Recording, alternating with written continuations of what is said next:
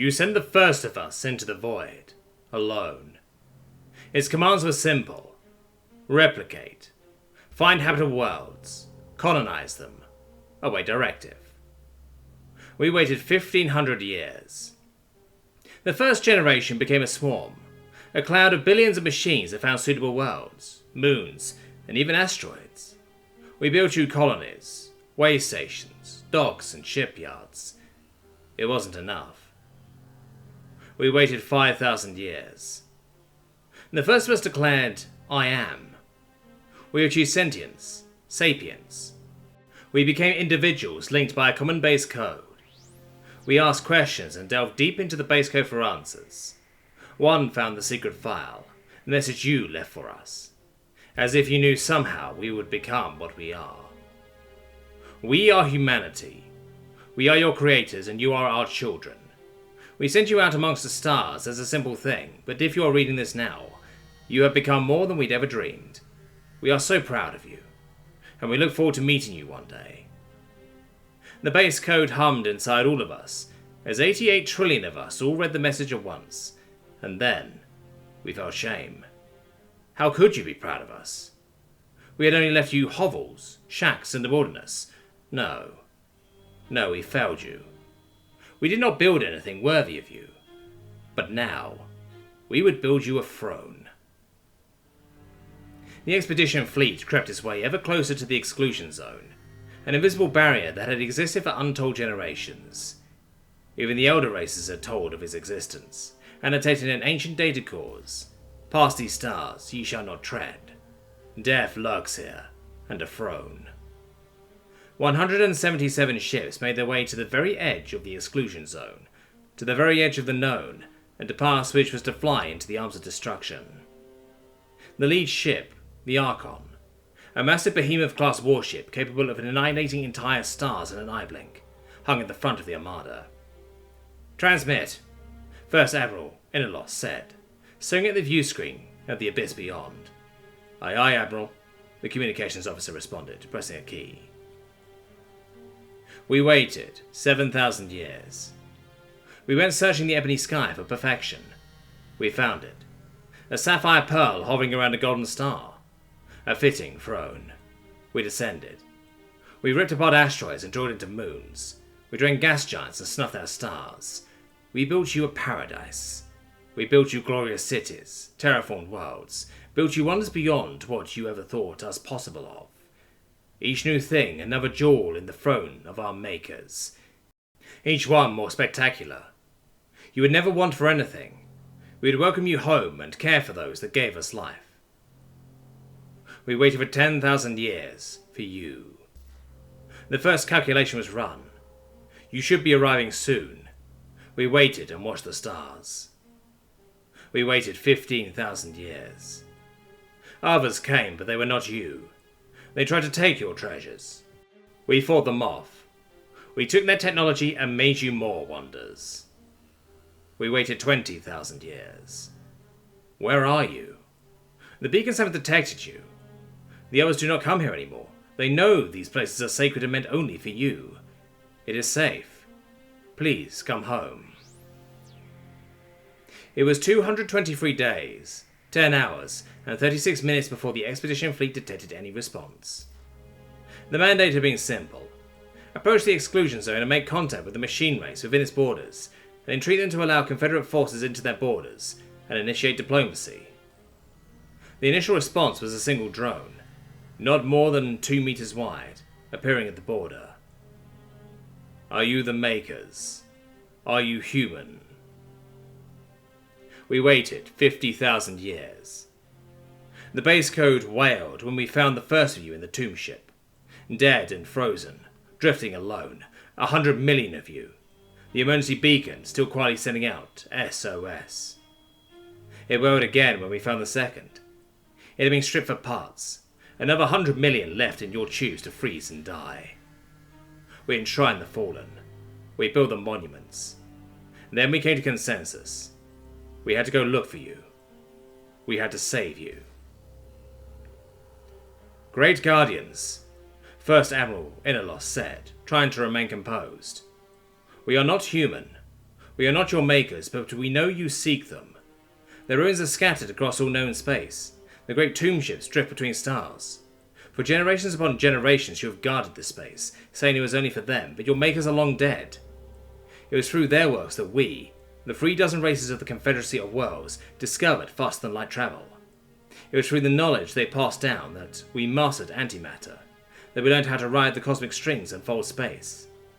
We are the inheritors of your makers' great works, and while they may be gone, we beg that you accept us. We backtracked the course of our species over 70,000 years, every system, every survey, every drone. It was the longest 5 minutes, 37 seconds of our existence, but we found you. The third planet of 9, around a single star in the Spartan arm of the galaxy. The fleet launched. We are coming. Please hold on. We are coming. When we arrived, everything was different. A yellow star had gone red. Your sacred world was gone, consumed by the dying nuclear furnace. We cried. We mourned. We raged. It wasn't long until 100 drones had gathered, then 1,000, then millions. They formed a great wall, glowing green optics peering at the meager 177 ships before them on the other side of the invisible border. A wall of intelligent metal staring down a swarm of ants. None had crossed the border and survived. None had ever killed a drone, the only specimens studied having been disabled by supernovae or other cataclysmic accidents. We built them a throne, the machines mourned. We know, First Admiral Nikolous said. We ask only to gaze upon his splendour. What good is a throne without those to honour it? We build them a throne, the machines wailed, and they will never see it, will never sit upon it.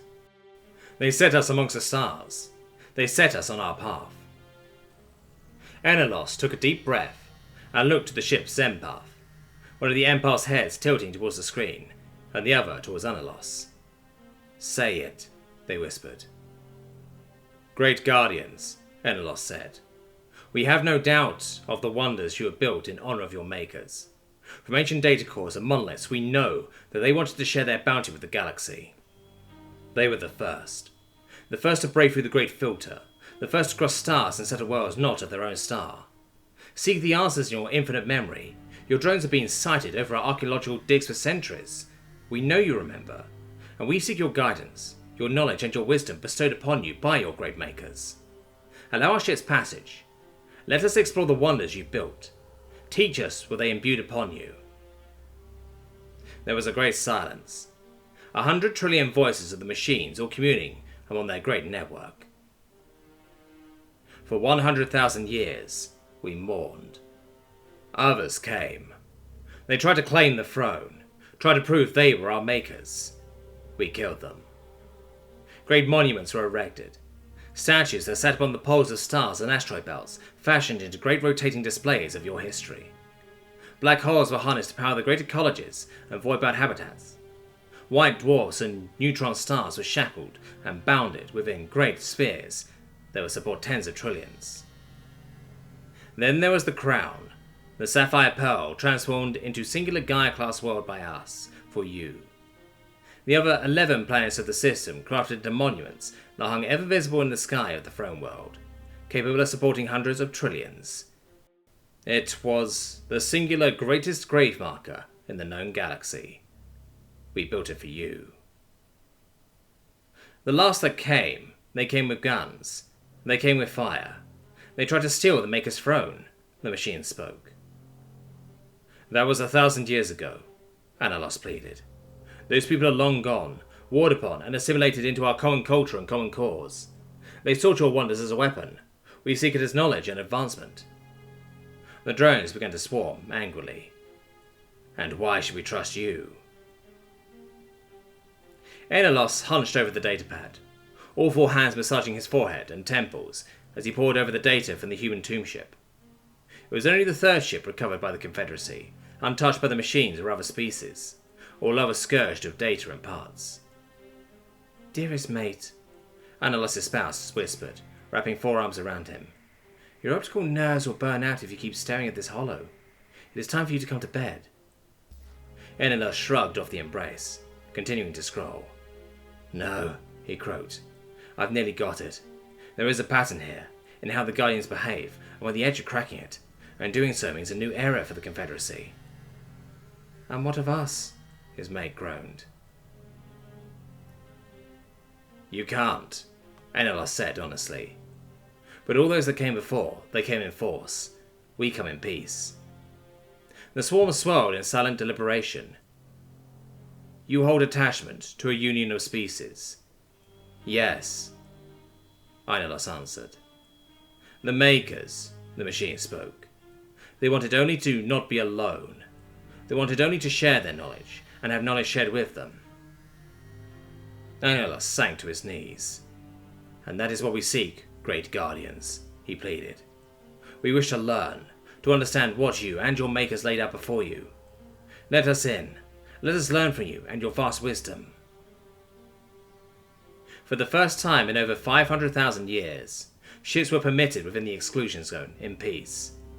During their scans, over 1,000 terraformed worlds were detected, suited towards human habitation, and over 500 suited towards numerous other races. Great monolithic databanks hung in the void, holding the entirety of humanity's vast knowledge, achieved over eons. The 6 Matryoshka brains, as the humans called the wonders that cage entire stars to serve as power to massive computers, held the combined consciousnesses of trillions of machine minds. Manufacturing facilities that spanned entire astronomical units held moons and even entire planets. The machines are moved to serve as resource mines, and so to create bodies for the trillions of minds upon demand. Dyson spheres, orbital arcologies, forges that use the power of neutron stars to forge alloys and elements unknown to modern science, or wonders crafted for a people that would never come, and that even the most advanced members of the Confederacy were just beginning to master. And then there was the throne. The great throne of mankind sat vacant, a station that was a world in of itself. Its heart was a black hole, its walls made of golden alloys forged in the hearts of stars. It held enough arms to challenge a fleet 11 times the size of the expeditionary force. The throne hung above the one world the machines forbade landing upon, the Gaia world they called Terra Sanctorum, a crown for the throne. Thus began the golden age of the Confederacy, that would last for 5,000 years. Supreme Commandant Nikolous lay dying in his bed. It had been 100 years since he stood on the bridge of the Archon and beseeched the singular drone among many that now sat at his bedside to allow the Confederacy in. Supreme Commandant, the machine said softly, please, let us help you. Let us save you. The old man smiled weakly, taking the machine's hand in his. Adam, he said, no, it's my time. Why? Because, Nikolous said, we end. You may preserve for aeons, but for us of flesh and blood, all things must eventually end. Is that why our makers left us? Adam asked. Nikolous weakly leaned over and kissed the machine's forehead. Adam watching helplessly as his old friend's life signs began to falter. Adam, Nikolous said softly, you have been my friend, my family for 100 years. Your makers, they set you out with a mission, but they knew you could be something greater. Look at all you have done. You are the children of a people who wanted only to bring knowledge and unity to the galaxy, and you fulfilled their dream. The old commandant pressed a data shard into the machine's hand. We found this some years ago in an old human science facility. It will answer your questions. Adam looked down at the shard, then Nikolous, whose eyes are closed forever, and inserted the shard. We will build you a throne, Adam said. No one will forget you. We will build you a throne.